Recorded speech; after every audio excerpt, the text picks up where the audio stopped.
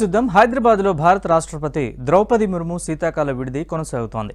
శీతాకాల విడిదిలో భాగంగా రాష్ట్ర పర్యటనకు వచ్చిన రాష్ట్రపతి ఇవాళ గౌరవ విందు ఏర్పాటు చేశారు. రాష్ట్రపతి నిలయంలో ఏర్పాటు చేసిన అట్ హోమ్ కార్యక్రమానికి ముఖ్యమంత్రి రేవంత్ రెడ్డితో పాటు గవర్నర్ జిష్ణుదేవ్ వర్మ దంపతులు, శాసనమండలి చైర్మన్ గుత్తా సుఖేందర్ రెడ్డి, మంత్రులు, ఎమ్మెల్యేలు, వివిధ పార్టీల నాయకులు, అధికారులు హాజరయ్యారు.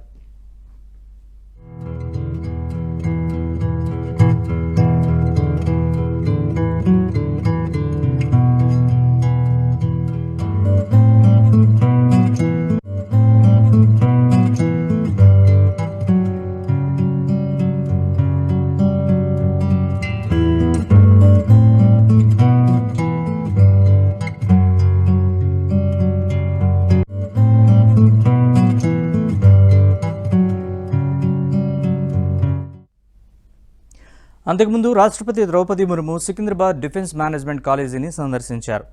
రేపటితో రాష్ట్రపతి శీతాకాల విడిది ముగియనుంది.